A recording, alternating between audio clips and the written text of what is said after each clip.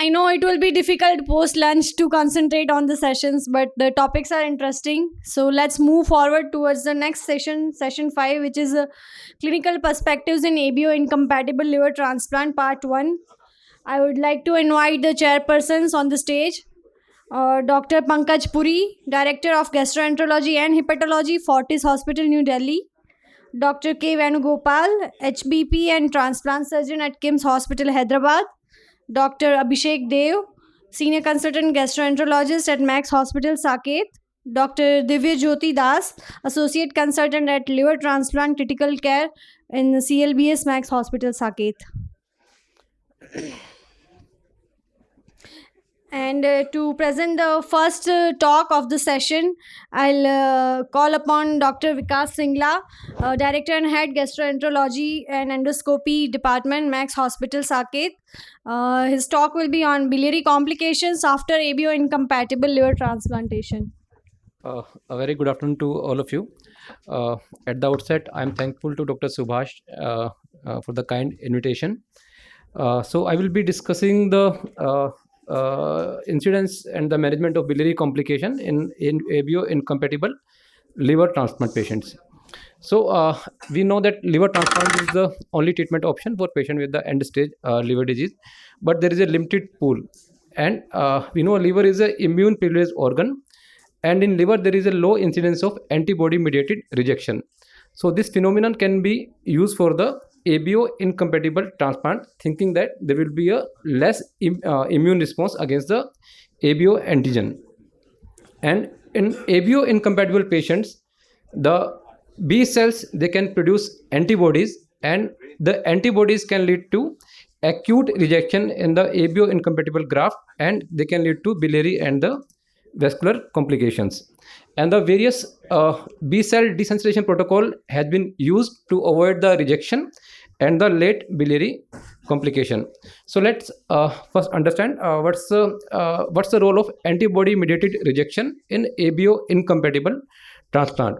In ABO incompatible graft, there is a high risk of antibody mediated rejection, which is mediated by B cell and the plasma cells. And ABO antigens are the oligosaccharides which are expressed in RBC, endothelial cells, and the biliary epithelium. Hepatocytes, they don't have the ABO antigens. So in a patient who receive ABO incompatible graft, there will be a preformed antibodies, and they can bind these antigens because the biliary epithelium and the endothelium, they are having the these ABO antigens, and the antibody will bind with the antigen, and this will lead to the vascular injury to the vascular endothelium. Once the antibody bind to the antigen on the endothelium, there will be activation of complement pathway and the coagulation pathway, and there will be thrombus formation either in the hepatic artery or the multiple small sinusoid or multiple capillaries. So there will be a diffuse ischemia inside the liver, which can lead to two things. One is the hepatocyte necrosis, and another is the biliary injury. And this ischemic injury leads to both liver necrosis and the biliary strictures and the graft loss. And in the long term, it can lead to the non-anastomotic biliary strictures. So there can be a two type of antibody mediated rejection. One is the initial phase, and second is the later phase. In the initial phase, the donor liver, it will express the AB antigen of the donor only, and this antigen will bind with the antibody from the recipient, and there can be a acute graft rejection and the acute biliary injury. And fortunately, this can be prevented by the B cell desensitization by adding rituximab or other agents. In the later phase, what happens? The donor liver, it will start expressing the AB antigen of the recipients. However, few biliary cells, they may escape this and they continue expressing the donor AB antigen. And second, there may be plasma cell. The rituximab doesn't act on the plasma cell. So this plasma cell may still produce antibodies, and they can bind with the AB antigen on the biliary epithelium. Now, few biliary epithelial cells are presenting the donor, still presenting the donor AB antigen, and this can lead to a low grade biliary injury, and this can lead to late diffuse intrahepatic biliary stricture. So in the early phase, if there is an acute rejection, it can lead to the rejection and the diffuse biliary injury within 10 days. and this is after 2 to 3 months. So these are the common type of injuries after the liver transplantation, irrespective of ABO status. So the most common one are the bile leak and the strictures. The bile leak is mostly due to the ischemia. So if there is a extensive dissection of the ducts, or if there is a tension around the ducts, there can be a biliary ischemia. This can lead to the bile leak, and sometimes the bile leak may heal with the stricture, and it can form a anastomotic stricture. If there is a discrepancy between the donor and the recipient duct, again it can lead to the anastomotic stricture.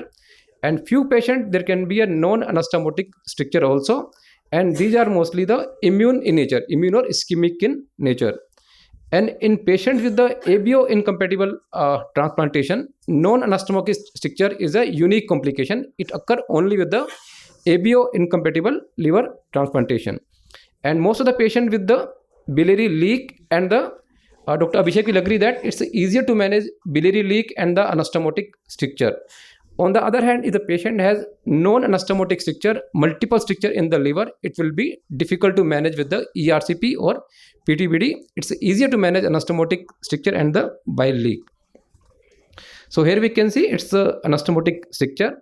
Wire can be easily passed and we can place a stent easily, again can be easily managed. Here we can see only a single stricture at the site of anastomosis.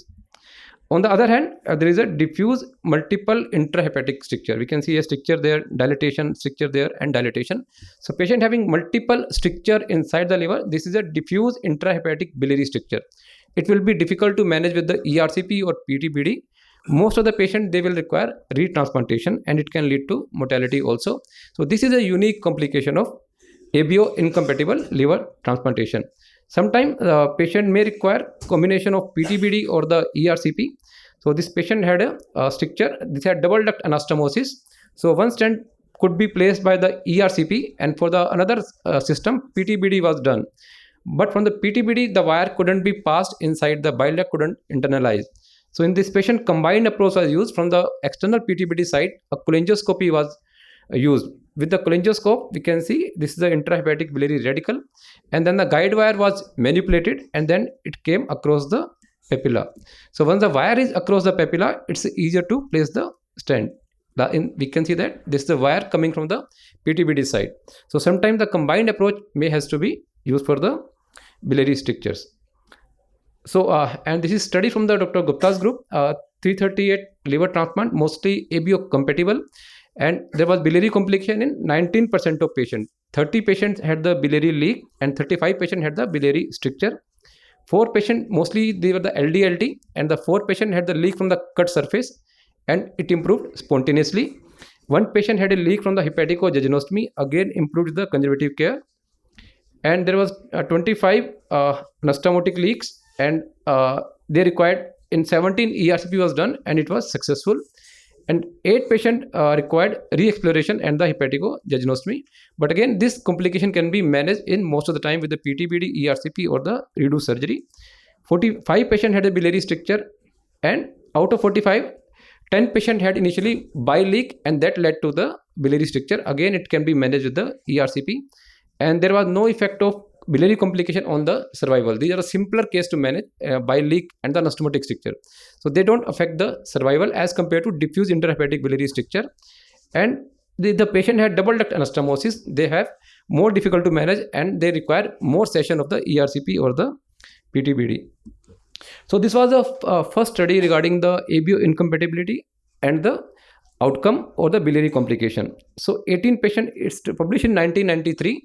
That time rituximab was not used, and we can see 18 ABO incompatible and the ABO 18 compatible. When they compared, and the incidence of biliary complication 82% in ABO incompatible compared to 6% only in ABO compatible. 41% patient had bile leak compared to 6% in the compatible group. And we can see at 10 day only there was diffuse biliary attenuation, and it evolved to biliary stricture within a month.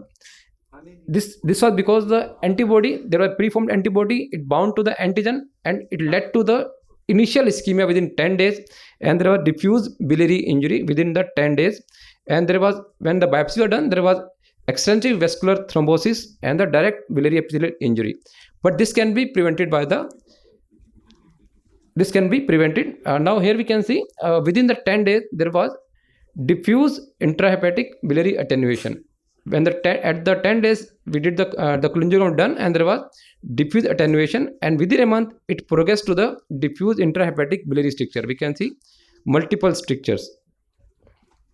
And when they did the immunostaining, they found that the blood group antigens A or B, they were expressed only on the endothelial cells or the biliary epithelial cells. The hepatocytes were lacking the AB antigens. So this study gave the concept that AB antigens are expressed only on the endothelial cells or the biliary epithelial cells, not on the hepatocytes. And the same time, the meta-analysis showed, this meta-analysis has a study which used rituximab. Some studies had used the rituximab, and earlier study the rituximab was not used, and we can see that the higher number of complication in patient who had the ABO incompatibility. There was more chance of rejection and more chance of biliary complication in patient who had a ABO incompatible graft. This was the landmark study from the Japan, published in 2008 in Hepatology. This study started in this study the authors started the using of rituximab. So the rituximab is will bind to the CD20 receptor on the B lymphocytes, and it will lead to the apoptosis of the B cells. So there will be a reduced antibody mediated response against the donor antigens. So there was 291 patients, and mostly were the pediatric patients, and 136 patients were elder than 16 years. And when we see the 5-year survival, we can see it's higher in the infants. So infants have a poor immune response. They don't express the AB antigen. That's why they have a higher response with the ABO incompatible transplantation. And the major cause of death was either the infection or the antibody mediated rejection. So in this study, the authors started using rituximab after 2003. Before 2003, they were not using the rituximab, and they noticed that when they started using the rituximab, the risk of antibody mediated rejection, it came down from 47% to 16%. So this study proved that with the rituximab, acute graft rejection can be avoided, and the antibody mediated rejection occurred only in 18% of patients. And out of 18%, 8% of patients, they have a diffuse intrahepatic biliary stricture, and the 10% of patients had the hepatic necrosis.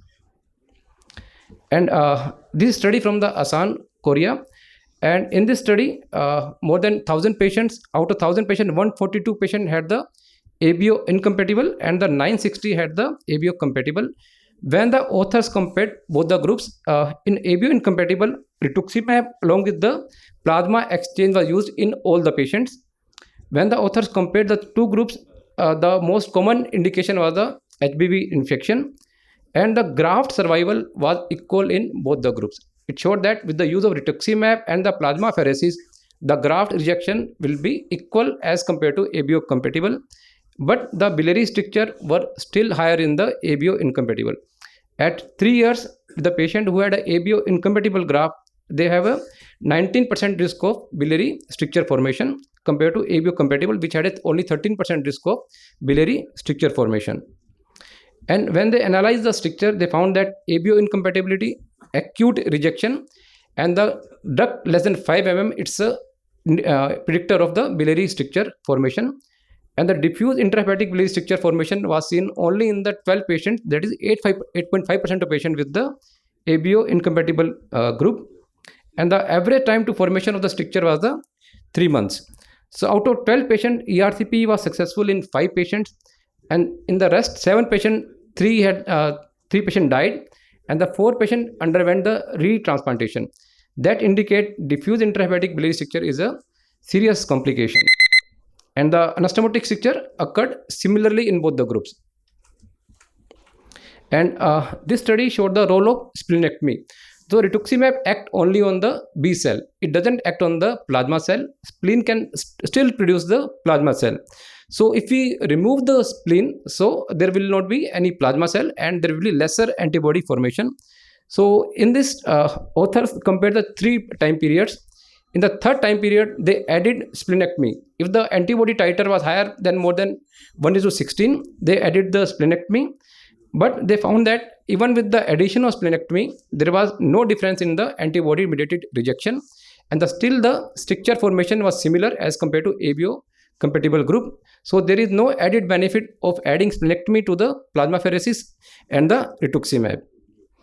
And this is the meta-analysis which compared the studies which have used the rituximab, and we can see that after using the rituximab, this is the right side is the ABO compatible and left side is the ABO incompatible. The 5-year survival is equal in both the groups. So once you use the rituximab, the 5-year survival is equal in both the groups.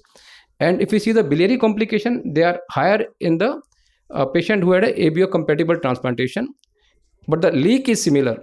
But the biliary stricture is higher in the patient who have the ABO incompatible group. So rituximab will reduce the bile leak, but not the stricture, and mostly the extra stricture will be the diffuse intrahepatic biliary strictures. And this is the recent study which has shown that the diffuse intrahepatic stricture can be totally prevented. So the authors used a regime. Initially, they gave rituximab. Then they checked the antibody titer. If it's more than 1:16, they did the plasma exchange. Then they added splenectomy or the IVIG. And with this regime, they found that 60 patients who had the ABO, last two slides. So 60 patients had a ABO incompatible. When they were compared with the 120 ABO compatible, so there was no extra diffuse intrahepatic biliary stricture. So this complication can be totally avoided. So by the use of rituximab, plasma exchange, and the IVIG and the splenectomy, all four, the author could avoid the diffuse intrahepatic biliary stricture. But this study has to be reproduced for the wider use of this regime. So this is the regime at the CLBS. Dr. Shekhar, I'm thankful to Shekhar for sharing these slides. So what we are doing, initially the rituximab is given 2 weeks prior to transplant. Then if the antibody titer is higher, the plasmapheresis is done. And on the day of transplantation, high dose steroids are given. Then the antibody titer is checked every 2 days. If it's higher, the plasmapheresis is done. And these are the results with this regime. The 95 patient underwent ABO incompatible liver transplantation. Both adult and pediatric patient. The 1-year survival is 82%, and the biliary complication occurred in 16% of patients, and the graft rejection in 25. But with the steroid, all the graft rejections were manageable, and most patients improved with the medical therapy. So to summarize, diffuse intrahepatic non-anastomotic biliary stricture is a unique complication for the ABO incompatible liver transplantation, and the mechanism is attenuated delayed antibody-mediated response in these patients. At the bile epithelium, they express the AB antigens. ERCP or PTBD will be effective in 50% of patients with the diffuse intrahepatic biliary stricture. And most of these patients, they have high mortality and they may require liver retransplantation. Rituximab-based regime, they may reduce the risk of rejection and the biliary complication. And the various new regimes have been used, which may further reduce the incidence of this complication of diffuse intrahepatic biliary stricture. Thank you very much for your patient hearing.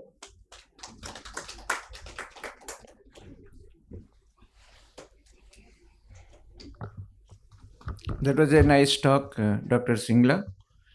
Is there any increased incidence of bile leak in ABO incompatible transplants? So with the use of rituximab, the other complication like the anastomotic stricture and bile leak, they are same as compared to ABO compatible. Only the complication of delayed diffuse intrahepatic biliary stricture, it will be increased. Otherwise, the leak will be same. Thanks, Vikas. Sir. Nice talk. In fact, we have a talk on biliary complications in any LDLT meeting. So I particularly wanted to actually highlight this talk from you today. There is a feeling that biliary interventions are tougher and more, you can say, nagging in ABO incompatible versus compatible. You have been doing, involved Sir. with. Sir. So what is your opinion on that? And also some newer modalities of biliary interventions, Sir. use of the metallic stents, sometimes doing hepatico-gastrostomy. People are trying everything to Sir. avoid a surgery in a tough conditions, biodegradable stents. So what is your opinion on these things? Sir, as an endoscopist, I will like a single stricture, single anastomosis, You'll a not single get stricture, that. and the leak. So I will prefer that. But when we are moving towards the ABO incompatible, we are getting the difficult stricture. Mostly there are multiple strictures and they are difficult to manage. Now coming to the new modalities, one is the biodegradable. So if the patient has a bile leak and the normal CBD caliber, normal duct caliber, this patient will require a stenting for 3 months, and then we have to remove the stent. In this patient, we can use the biodegradable stent. But when there is a stricture and you have to do the repeated dilatation, in those patients, it has a limited role. Yes, for the leak, we can use the biodegradable stent. Then there can be a role of metal stent. So sometimes for this stricture, we have to place a multiple stent, maybe for a year. So every 3 months, we change the stent. And mostly the ducts are narrowed. Actually, we are not able to place multiple stent because the intrahepatic radical are not much dilated as compared to the benign stricture. So we can't place multiple stents sometimes. So if after 1 year the stricture doesn't improve, you can use the metal stent. But the problem with the metal stent is that it can block the other side. So as compared to the DDLT, where we have a single anastomosis, we can place a metal stent easily there. In LDLT, it's difficult to place a covered metal stent. It will block the other side of the duct. So first you have to place a plastic stent in the other duct, and then you can place a metal stent in the remaining duct. And nowadays we are also using the cholangioscopy. So sometimes it's difficult to pass a guide wire into the, sometimes in the case of leak or the stricture, it's difficult to pass a guide wire inside the intrahepatic biliary radical. So in those cases, we are doing using the cholangioscopy very frequently, and it helps us a lot. So because with the cholangioscope tip, you can bend the tip with the knob, and you can guide the wire in the desired direction. And same thing with the PTBD. Sometimes with the PTBD, there is a external fistula, and you are not able to pass the guide wire into the bile duct. So from the PTBD side, we can pass a cholangioscope, and we can pass a guide wire inside the duct. And last is, I think, magnets. We haven't used the magnets, but yes, if it's a no negotiable stricture, we can put a magnet from both the endoscopic side and PTBD side, and the magnet will fuse, and there will be a passage, free passage. Right. Thanks. Yeah.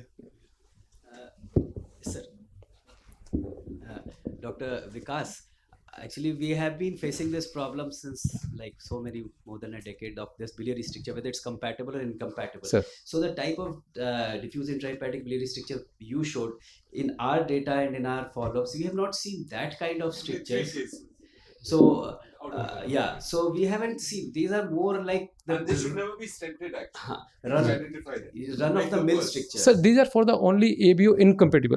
No, that's what it is. Yeah, so that's what I'm trying to say, that classical The ABO ones, if you Sir. get stented, should not stent it. You Yes. harm them. Yeah, if you have some limited number of stricture, 2 or 3 stricture, yes, you can try that. But yes, if they're multiple, But we have had cases where we didn't have this diffuse kind. We had Okay. the similar picture of stricture as in you see in a routine Okay, compatible patient. So what do you think is the reason for that? In many cases, we have not been able to give them good palliation through PTBD or endoscopy.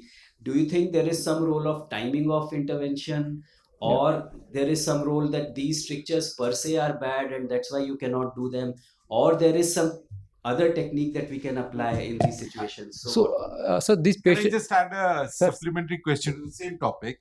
I think the endoscopies has a big disadvantage when doing ERCP, whereas the percutaneous person, Sir. well, because of rotation of the liver, and also there's sometimes only the posterior sector remains, anterior sector Sir. gets atrophied, and then invariably the endoscopies end up putting stent in the wrong system, according to me.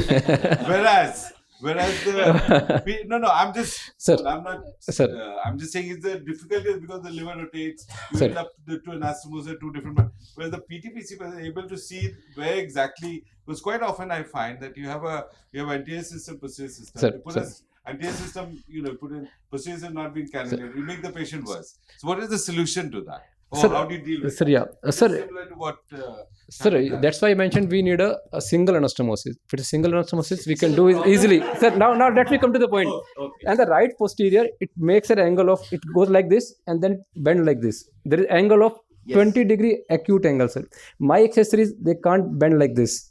So for the PTBD guy, it's easier. He can see both the system. He can puncture it. But the issue is negotiation of guide wire into the bile duct. If by PTBD, they are not able to negotiate the wire inside the bile duct, it will be a permanent external biliary fistula. That's again difficult to manage. So would the rendezvous technique help in such situations? Yeah, yes, we are using rendezvous. So ultimately, you have to put a stent from the inside. You cannot leave a bag for the long time. So when we fail to pass a guide wire into the right posterior system, like Shanwaz does, he will puncture from the outside and he will pass a guide wire into the bile duct.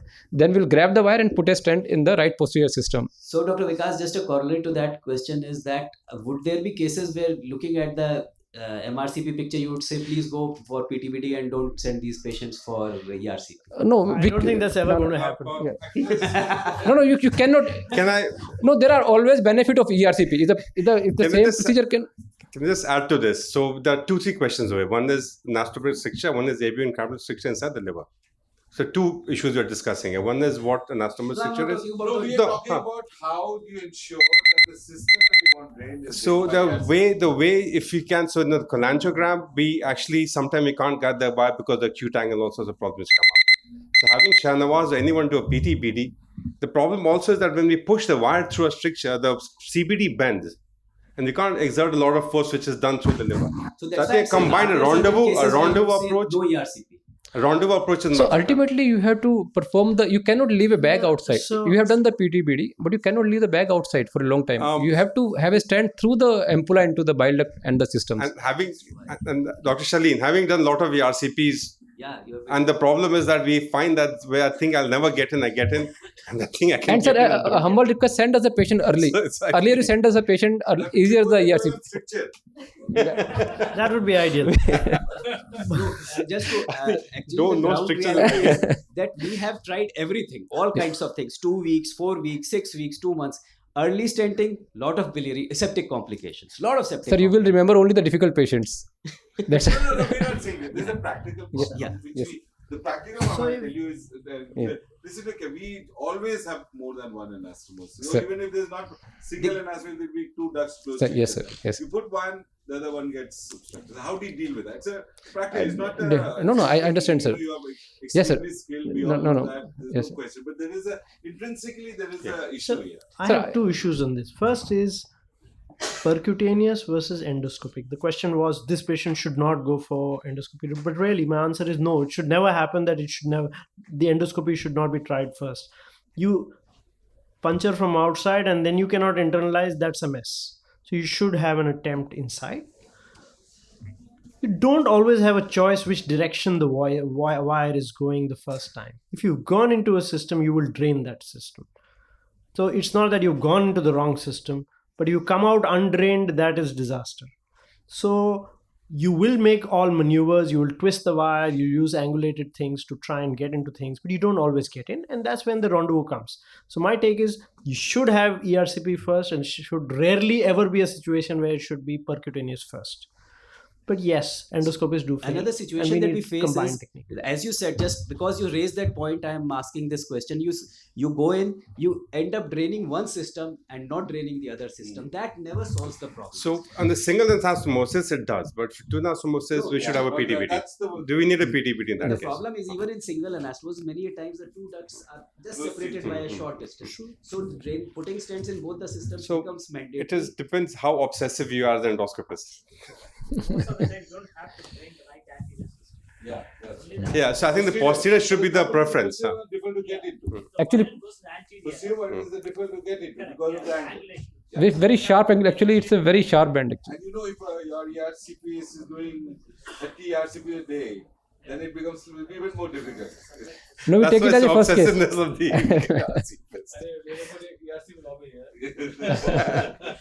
Two on the stage. Yeah, I think we just thank you so Thank you, much, sir. Vikas. That Thank is you. outstanding. Thank you, sir. This topic has been perfectly put after lunch session, so it is a never-ending discussion between endoscopists and transplant surgeons. So I'll move forward towards the next lecture, which is ABOi incompatible liver transplantation for acute liver failure and acute and chronic liver failure. So I'll call upon stage Dr. Dinesh Balakrishnan, Associate Professor and Liver Transplant Surgeon at Amrita Institute of Medical Sciences, Kochi, Kerala.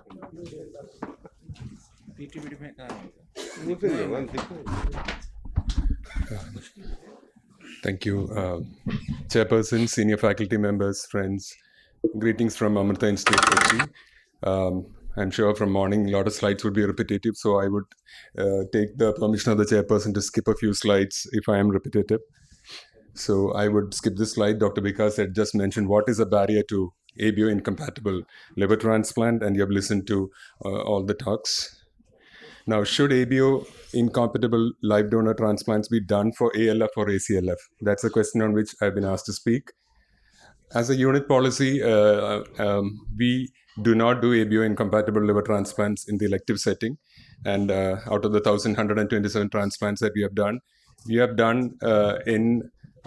as a life-saving option. Like ALF, when there's no compatible donor graft is available, and in ACLF, where despite waiting on the DDLT list and not getting a donor, under a lot of duress, we have done ABO incompatible in ACLF. But our experience tells us that probably we should not. And I'll share that experience here today. Again, regarding desensitization, I would not dwell too much on this slide. You're all familiar with how a patient is desensitized. By this process of desensitization, there is a sort of accommodation. The HLA antigens on the biliary epithelial cells and the endothelium develop a sort of chimerism. And in the long run, some of these ABO incompatible transplants really do well. I'll skip this slide. It's the same desensitization principle. Now, coming to antibody-depleting therapies, we had a lot of discussion on rituximab. And as regards antibody-depleting therapies, there are various options available. Plasma exchange, as I understand it, I'm not an expert in this field, but it is when you do one plasma exchange, it reduces your antibody titer by 1 log. You remove about 3 liters of plasma. So if your antibody titer is 64, you get it down to 32. So you may have to do 2 or 3 sessions of plasma exchange to get the desired antibody level, which means you are removing a lot of plasma. Coming to double filtration plasmapheresis, well, 1 log is equal to about 1.2 liter volume removal, equal to 2 plasma volume exchange. So from 64, you may get it down to 16. Immunoadsorption with glycosorb is very efficient in that in 8 hours time, you can reduce antibody titers to from 64 to 8. It's highly efficient in eliminating isoagglutinins and ABO antibodies. There's no loss of plasma component. So this is something which we were thinking about in the ALF setting. These are the various techniques available. I think I would, again, with the permission of the chairperson, skip this slide. But the gist of the matter is that when you do plasma exchange in an ALF or ACLF patients, you are causing depletion coagulopathy because many a time you're replacing volume with albumin. You can't give plasma. Even if it's AB plasma, there are antibodies in AB plasma. So you may end up replacing with albumin, which can cause coagulopathy. There can be immunoglobulin depletion, and then there is volume-related hypotension. So these are sick patients. Acute liver failure patients are sick. ACLF patients are sick. The hypotension may lead to kidney injury, renal failure. So these are the issues that one can face with plasma exchange. In comparison, immune adsorption, no volume removal, and very efficient way of removing antibodies. Well, that's the immunoadsorption machine in our unit. The kidney patients are, the renal transplant unit does do ABO incompatible transplants. That's a double filtration technique being carried out. Now, coming to a protocol in ALF, some sort of fast tracking is required in ALF. And if you are looking at retransplant or a highly sensitized patient, again, you need a lot of tailoring as regards desensitization. And is there a protocol in ACLF? This slide had already come up in the morning talk. This paper is from China. There are 3 time periods. The initial time period when they did gave 375 milligram per meter square of rituximab and did aggressive plasma exchange, they had high septic complications. So in the third era, the slide is about the third era, they did 50 ABO incompatible transplants. The dose of rituximab was reduced to 200 milligram. The time period was 5 to 7 days before transplant. They did plasma exchange. Basiliximab has been used as an induction agent on day 0 and day 4. Steroids, the quadruple immunosuppression therapy was done, and they did titers every day for the first week. But these were low MEL patients, and as you can see, most of these patients had HCC. But this is the sort of fast tracking that probably we can adopt in the acute setting. The survival, as everybody knows, it's like 1 year survival of 91%, 3 year survival of 72%. Almost comparable to compatible grafts. Now, another fast-tracking strategy that I came across is a paper from China, where there's a modified protocol with rituximab and intravenous immunoglobulin. So IVIG is given in a dose of 0.5 gram per kilogram per day. On day 0, 375 milligram of rituximab is given. The IVIG is continued for a period of 10 days. Basiliximab is used for induction, and then steroids is tapered over a period of 1 month. In this paper, they mention high-dose steroid in the first 2 weeks of transplant. And then when the titers go up, they use plasma exchange and high-dose IVIG of 0.8 gram per kilogram per day. The MEL score in this group, there are 35 patients in this group, and the MEL score is high. And the most common cause for liver failure has been acute liver failure, is hepatitis B related acute liver failure. Now, in this paper, the initial antibody titer, pre-transplant titer, was high. And as was discussed here today, and as Professor Igawa mentioned, the role of preoperative antibody titer and outcome does not have a direct correlation according to many studies. In this particular paper, there were 2 patients who developed antibody-mediated rejection, and their initial titers were low, 1:8 and 1:16 pre-transplant, but they went on to develop antibody-mediated rejection. Survival was good and almost comparable to the compatible group. Now, this is another interesting paper. Dr. Subhash Gupta sir was mentioning this paper in the morning in his talk. This is a Scandinavian study where they have done ABOi incompatible transplants in the DDLT setting. Very high MEL score, single dose of rituximab on day 0, basiliximab for induction. They use IVIG, both mainly as a rescue therapy when they develop rise in titers, and high-dose steroids like methylprednisolone at induction, and they keep, for the first week, they give a dose of 100 milligram BD, and then the steroid is slowly tapered over a period of 6 months. 20 patients in this group, and as you can see from this slide, they are very sick patients, ALF, ACLF, retransplants.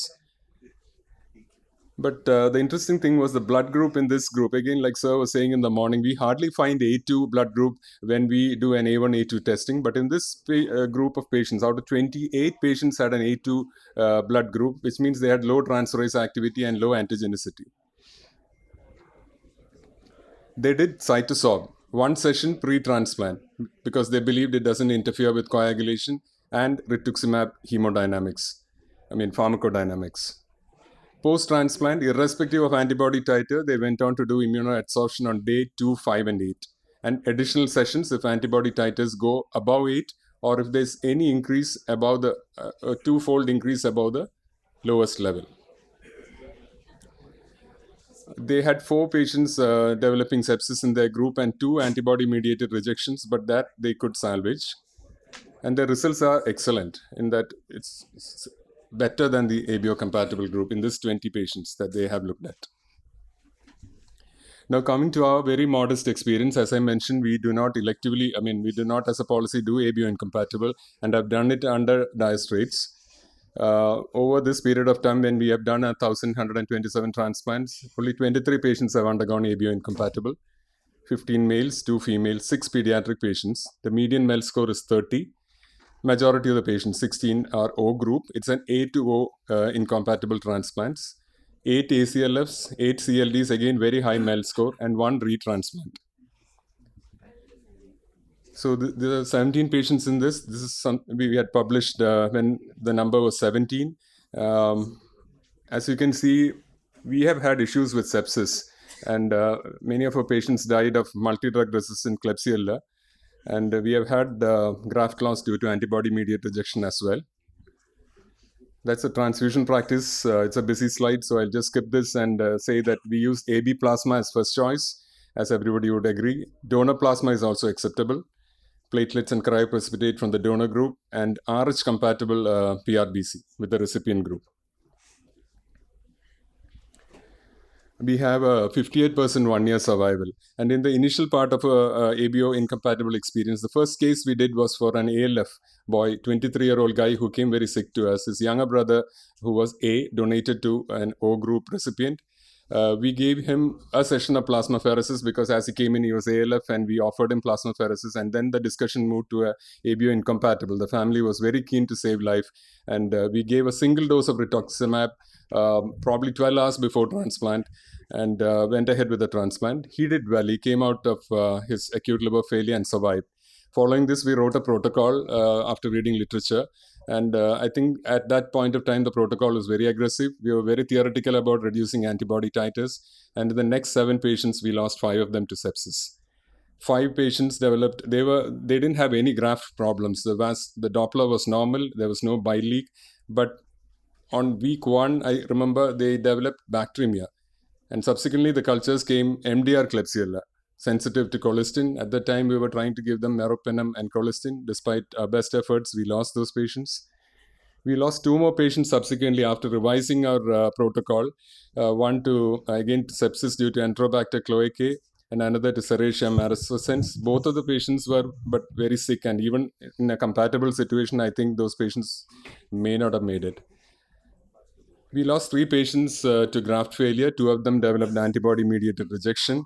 One was an acute liver failure patient in whom we skipped rituximab. Actually, 2 patients out of these 3, we skipped rituximab. In the pediatric group, we lost a patient to technical complications. It was a atretic portal vein. We did a Dacron graft. There was portal vein thrombosis. But despite that, the child was stable for 2 to 3 weeks and then developed graft-related issues and died. We lost a patient to intracranial bleed, an acute liver failure patient to an intracranial bleed, probably not related to ABOi incompatible. I would just mention case 23, which is the last case that we did in this series. It was a 60-year-old lady who had a low MEL. She was very stable. She had HCC, had undergone RFA, and had developed a recurrence. The family was keen on transplant as an option. Her son, who was very healthy, came forward for donation. It was O group, right lobe graft, GRWR of 0.72, absolutely non-fatty liver, did well, extubated. By day 5, she was in the ward, very stable state, no vascular issues. Day 8, 9th day, she developed transaminitis. We thought it was an acute cellular rejection because there was no Doppler-related issues. We gave her methylprednisolone 500 milligram, 3 doses. And on the 12th post-op day, on day 5, after the methylprednisolone pulsing, patient was still stable and in the ward, but developed transaminitis, SGOT of 2,500 plus, SGPT of 4,700, INR NCD. A CT revealed graft thrombosis, portal vein, hepatic artery, and hepatic vein had thrombus. It was a necrotic graft. But on the same day, we were doing an ABO, an ABOi for a patient with hyperoxaluria, normal creatinine, where the urologist had cleared the kidney of stones. And after taking government permission, we put the right lobe graft from the hyperoxaluria patient to this lady. Her pre-transplant IgG titers was 64 and 128. We skipped rituximab in this patient. Post-transplant IgG titer, the first titer was 8 and 2, and every day we were checking the titer and found that they were very low. We gave the patient 3 doses of methylprednisolone immediately post-transplant. Standard immunosuppression, but tried to keep the TAC level high. We escalated antibiotic to ceftazidime, avibactam, isavuconazole, and was keeping a close watch on this patient. By day 8, she had antibody rebound. And whatever we did plasma exchange, IVIG, bortezomib. Patient developed cholestasis. And after a week of immunomodulation, essentially the graft failed. I think the sepsis was a secondary event, but the graft failed. And we lost this patient. So ABOi incompatible in ALF and ACLF, as a unit, we have a long way to go. Many colleagues have found protocols of management with good outcome, and that way this conference has added to my knowledge, I must confess. We have done ABO as a life-saving option when no compatible donor is available. Our problems have been sepsis due to over-immunosuppression and graft loss due to rejection as a cause of failure. I just made up this slide. I was just thinking aloud that probably we should have a regime for ALF and ACLF, and I was thinking low dose rituximab, like maybe 100 milligrams, and then immunoadsorption as an antibody depleting therapy 72 hours before transplant. Maybe give a day off and then repeat if time allows, or even go ahead with transplant. And post-transplant scenario, IVIG, bortezomib, I don't know. This is unknown medicine to me, but I'm happy to hear from all of you. Again, most of these things have been discussed. So on that note, I would conclude my talk. I would like to thank Sanjeev sir and Subhash Gupta sir for this kind invite. It's been a learning experience for me. Thank you everyone for the patient listening.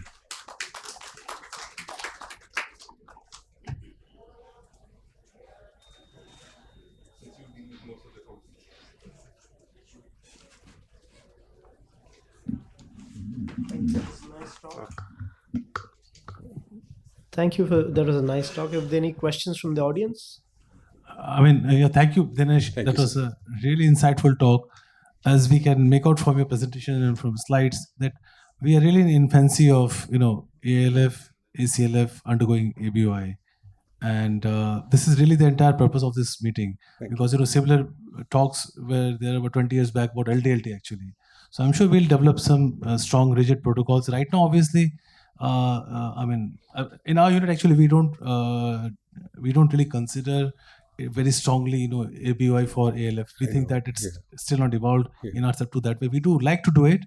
We have done some ACLF also, but I think it's still far from watch these studies. So, Sanjeev, what is the protocol that you are using? I tell you what Dr. Gupta has mentioned in his slide. There's a study from China which they have, like excellent results they have shown.